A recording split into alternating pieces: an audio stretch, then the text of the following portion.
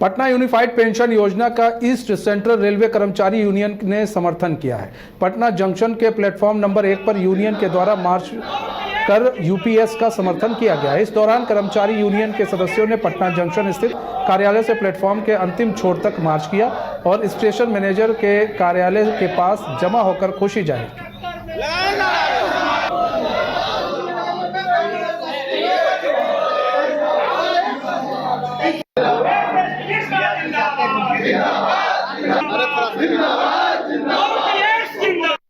आज हम लोग के लिए बड़े हर्ष की बात है कि पिछले 20 वर्ष से 1/1/2004 के बाद हम लोग लगातार उसी साल से इस एनपीएस को समाप्त कर पुरानी पेंशन को लेकर डिमांड चल रहा था और हम लोगों ने हर स्तर तक, शाखा स्तर से लेकर डिवीजन, हेडक्वार्टर और दिल्ली तक इस आवाज़ को बुलंद करने के लिए हम तमाम मेहनतकश मजदूर गोलबंद होते रहे और तमाम संगठनों को भी जोड़ने का काम किया, क्योंकि यह जो न्यू पेंशन स्कीम था इससे हमारे कर्मचारियों का भविष्य अंधकारमय था। लेकिन आज यह यूपीएस हुआ, यह समझौता जो हुआ हमारे लोकप्रिय नेता और मजदूरों के All India Railway men's federation के साथी शिवगोपाल मिश्रा जी के नेतृत्व में जो यह समझौता हुआ और भारत सरकार से पिछले 6 महीना से बातचीत चल रही थी। आप जानते हैं कि हम लोगों ने 1 मई से हड़ताल के नोटिस दिया था और हड़ताल के नोटिस के बाद भारत सरकार ने कहा था कि हमको कुछ मौका दिया जाए और उस मौका को हम लोग देने का काम किया और यह पिछले परसों कई तारीख को था, 24 तारीख को इस पर समझौता हुआ, बातचीत हुआ। हम कर्मचारी वर्ग भारत सरकार को और साथ साथ अपने लोकप्रिय नेता शिवगोपाल मिश्रा जी को धन्यवाद देना चाहते हैं कि उन्होंने कर्मचारियों को जो अंधकारमय भविष्य था उसको प्रकाशमय करने के लिए। मुख्यमंत्री नीतीश कुमार ने आज पटना स्थित इंदिरा गांधी आयुर्विज्ञान संस्थान के निर्माणाधीन चक्षु अस्पताल का निरीक्षण किया और बचे हुए निर्माण कार्य को तेजी से पूर्ण करने का निर्देश दिया। इस दौरान मुख्यमंत्री ने प्रथम तल पर जाकर OPD, ward area, operation theatre room, general ward आदि का निरीक्षण किया। स्वास्थ्य विभाग के अपर मुख्य सचिव प्रत्यय अमृत ने मुख्यमंत्री को जानकारी देते हुए बताया कि 188 करोड़ रुपए की लागत से 154 बेड का यह चक्षु अस्पताल अपने आप में विशिष्ट होगा।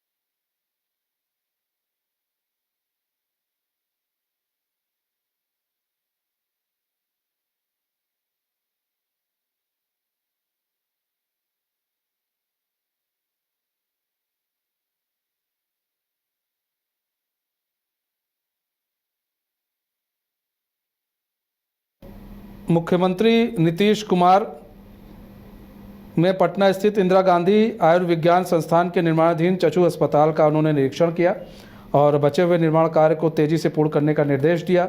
इस दौरान मुख्यमंत्री ने प्रथम तल पर जाकर OPD, ward area, operation theatre, general ward आदि का निरीक्षण किया। स्वास्थ्य विभाग के अपर मुख्य सचिव प्रत्यय अमृत ने मुख्यमंत्री को जानकारी देते हुए बताया कि 188 करोड़ रुपए की लागत से 154 बेड का यह चक्षु अस्पताल अपने आप में विशिष्ट होगा।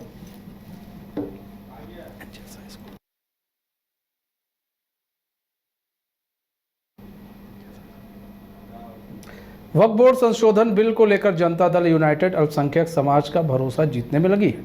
इसी को लेकर जेडीयू कार्यालय में एक बैठक की गई। वहीं सुन्नी वक्फ बोर्ड के चेयरमैन मोहम्मद इजरातुल्लाह ने बैठक समाप्त होने के बाद कहा, मुख्यमंत्री की पहल पर यह मीटिंग बुलाई गई थी। पार्टी के नेताओं के साथ अच्छी मीटिंग हुई है। वक्फ बोर्ड संशोधन बिल में जो कमियां हैं उससे ललन सिंह को अवगत करा दिया गया है। उन्होंने कहा कि मुख्यमंत्री नीतीश कुमार ने भी हम लोगों को कहा है कि इस अधिनियम में जो भी त्रुटियां होंगी उस पर जो भी संभव होगा उस हिसाब से काम किया जाएगा। ललन सिंह इस मुद्दे को संसद भवन में रखेंगे। से हमारे माननीय मुख्यमंत्री जी के निर्देशानुसार आज ये बैठक हुई। उनकी इच्छा है कि अमेंडमेंट बिल 2024 जो आया है, इसमें थोड़ा सा जितनी भी हमारी तंजीमें, हमारे अक़लियती समाज को जहाँ जहाँ ऑब्जेक्शन है उसको दूर किया जाए। हमारे माननीय मंत्री ललन बाबू ने इसमें सहमति इनको की है और ये ज्वाइंट पार्लियामेंट्री कमेटी में इस वक्त स्टेट का जो संशोधन होगा उसमें जितने भी मेंबरान हैं उनसे बात हमारे ललन बाबू जो हमारे भारत सरकार के मंत्री हैं वो इस पर चर्चा करेंगे। खास तौर से हमारे माननीय मुख्यमंत्री जी के निर्देशानुसार आज ये बैठक हुई। वक्फ बोर्ड संशोधन बिल को लेकर जनता दल यूनाइटेड अल्पसंख्यक समाज का भरोसा जीतने में लगी। इसी को लेकर जेडीयू कार्यालय में एक बैठक की गई। बैठक के बाद एमएलसी खालिद अनवर ने कहा कि वक्फ बोर्ड के अध्यक्ष और पार्टी के जितने भी सीनियर लीडर हैं सभी बैठक कर चर्चा किए गए। सब लोगों ने इसको सीरियसली लिया है। जो कुछ बीच में अमेंडमेंट हो सकता है, जो नुकसानदेह पार्ट है, उसको हम लोग हटाएंगे। हमारे सुन्नी स्टेट वक्फ बोर्ड के चेयरमैन इरशादुल्ला साहब के इनिशिएटिव पे पूरी पार्टी के जितने सीनियर लीडर हैं सब लोग बैठे और सब लोगों ने बहुत सीरियसली लिया है कि जो कुछ भी इसमें अमेंडमेंट हो सकता है, जो नुकसानदेह पार्ट है उसको हम लोग हटाएंगे। और जेपीसी बिहार भी आएगी, बिहार के लोगों से मिलेगी, बात करेगी, नोटिफिकेशन होगा और सब कुछ होगा। और इसमें जो वक्फ अमेंडमेंट बिल 2024 में अगर त्रुटियां हैं तो उसको दूर की जाएगी। लोजपा रामविलास सांसद अरुण भारती ने मीडिया से बातचीत करते हुए वक्फ वोट के मुद्दे पर चिंता व्यक्त की और कहा कि मुस्लिम समुदाय की समस्याओं को लेकर पार्टी गंभीर है। उन्होंने बताया कि इस मामले को जॉइंट पार्लियामेंट्री कमेटी में उठाया गया है और सभी संबंधित पक्षों को बुलाकर बातचीत भी की जाने की पहल की जाएगी ताकि मुस्लिम समाज की चिंताओं को दूर किया जा सके। उन्होंने लेटरल एंट्री के मुद्दे पर भी बात की और कहा कि इसके माध्यम से SC/ST आरक्षण की उपेक्षा नहीं होनी चाहिए, इस पर ध्यान दिया जाना चाहिए।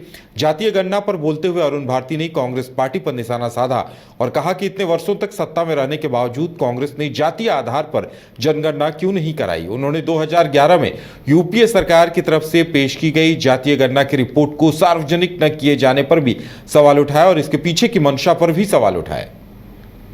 वक्फ बोर्ड का जो मामला है उस पर जो हम लोगों का स्टैंड रहा है, क्योंकि मैं खुद वक्फ बोर्ड के जेपीसी का मेंबर हूँ, हमारी पहली मीटिंग हुई थी और उस मीटिंग में हम लोगों ने बड़ी ही मजबूती से मुस्लिम समाज की जो चिंताएं हैं, जो उनकी आकांक्षाएं हैं, जो उनकी कुछ कंसर्न्स थे, उसको हम लोगों ने जेपीसी में रखा है, जॉइंट पार्लियामेंट्री कमेटी में रखा है।